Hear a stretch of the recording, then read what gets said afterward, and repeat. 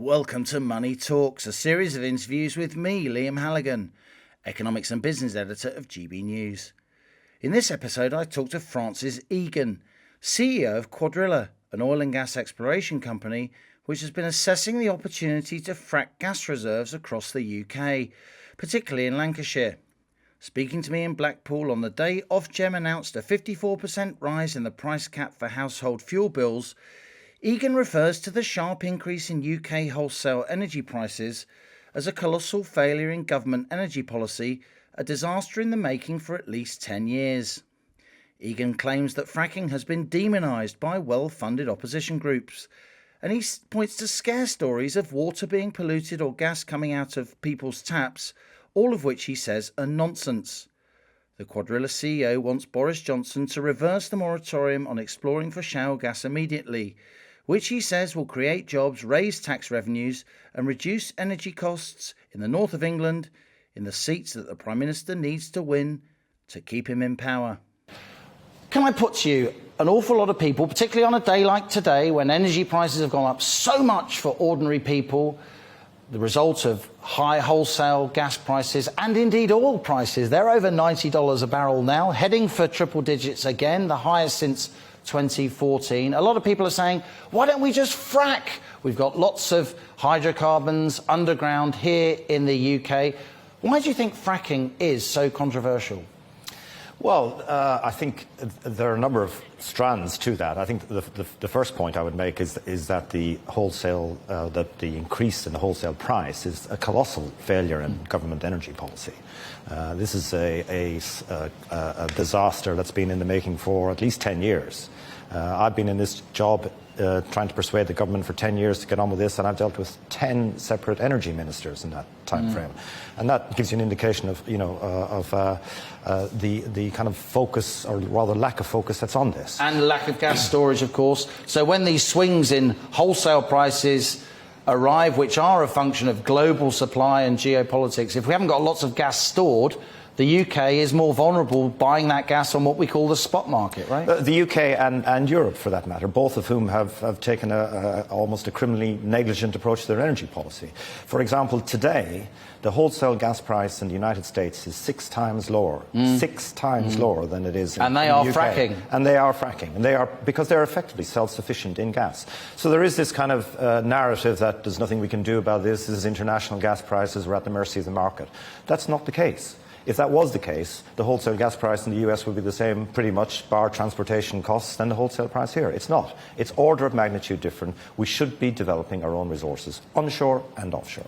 You talk about onshore and offshore. Offshore, we've got some political leaders in the UK who don't even want us to develop more oil exploration in the North Sea, not least Nicola Sturgeon. But a lot of political leaders, and indeed a lot of the public opinion polls show, are concerned about onshore, land-based oil and gas drilling using this method of fracking. So I put it to you again, why has it become so controversial? A method that's used across the United States and indeed across many other oil-producing and gas-producing countries across the world? Well, I think because fundamentally it's been demonised by a well-funded opposition group and associated scare stories. And that's my opinion. As you say, this is not new technology. This has been going on in the United States for at least 20 years. To my knowledge, no one has been seriously injured, much less killed in doing it. But you know, when we were in operation here in Lancashire, every day I'd wake up to stories of water being, polluted, or gas coming out of people's taps, all of which are nonsense, but have been repeated so often that they've become urban myths and made it very difficult to operate. Couple that with politicians who haven't had the staying power to stick with it, and we are where we are today. Now, about 80 miles up the road, north of here, is Cumbria. There's been a public inquiry about opening a coal mine in Cumbria, which many local people want. Again, opinions are mixed. It will bring jobs. It would lower the price of coal here in the UK. It may then lower the price of steel. Lots of knock-on effects. Now, Cuadrilla isn't specifically involved in that coal mine, but I think you're lumped together in the same kind of basket, if I may, from a sort of opinion point of view, certainly in the House of Commons, talking to lots of people. And it seems to me, after the COP26 summit in Glasgow, which Britain headed and Boris Johnson banged the drum. The political environment for you, for those who are trying to get that Cumbrian coal mine off the ground, has become even tougher. How sure are you, how optimistic are you that in the end you will get the permissions that you need? Well, I think politics responds to public opinion. We all know that. And today's announcement that people are going to have to pay, 50% more, £700 on average for their gas. It's a big increase. It's a huge increase. And I read somewhere that said it was a once-in-a-lifetime increase. Well, it's not once in a lifetime. Not according to the futures market. You look at wholesale gas prices more than I do. Well, Ofgem will announce another price increase in October. Yeah. So it's twice in 6 months, not once in a lifetime. And there is absolutely no guarantee that gas prices are going down. In fact, if Russia invades Ukraine, we're just at the foothills of where the gas price might rise to. So, the public are slowly waking up to the fact that we have prioritised clean energy supply, which is good, but have completely forgotten about the security and affordability of energy supply. Now, in a former life, I was an oil and gas analyst, believe it or not. I know lots of people in the oil and gas industry, when they talk about renewables, they think, yeah, there's something in renewables. We need to shift towards renewables. We need to shift towards hydrogen, making hydrogen from renewable energy, turning it into green ammonia. All these different ways of weaning ourselves off oil and gas. What would you say about renewables, even though you are clearly somebody who is trying to make a living out of oil and gas? Well, I've absolutely no issue with renewables. I think, and I agree entirely, we should shift to renewables, but we shouldn't, in the process, throw the baby out of the bathwater, so to speak. Even the Climate Change Committee, who have a fairly, aggressive stance in terms of the pace of shift to renewables, say that we will be using natural gas out to 2050 and beyond. Yet we're shutting off all domestic sources of supply. We're in effect exporting our supply to Russia, to Middle East, and we are even importing shale gas from the United States. But at the same time, and we don't account for the CO2 from that in our books. So we can claim we are going CO2 as net zero, when actually what we're doing is exporting our supply to somewhere else.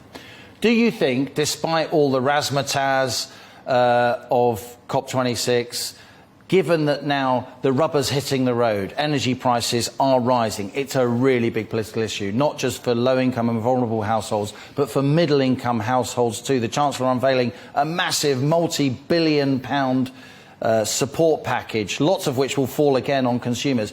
Do you think the political climate may now shift in your direction? You must think you've got a chance, or you wouldn't still be doing, Francis Egan, with all respect, what you're doing. Well, I think there is every chance that it will, and it should, because gas is part of the answer.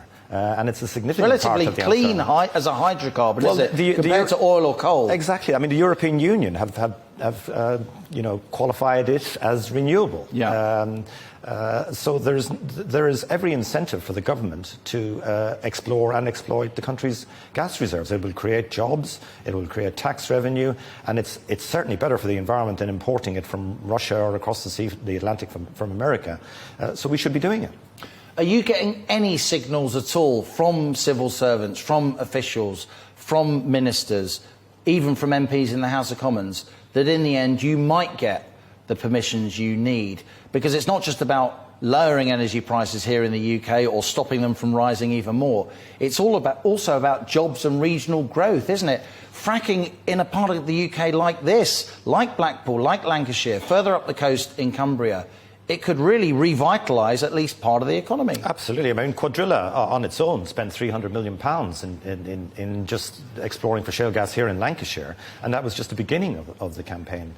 We were employing 100 people here. We're down to next to nothing now, but 100 people down the road from here, where we sit in Blackpool, which has got one of the highest unemployment rates in the country.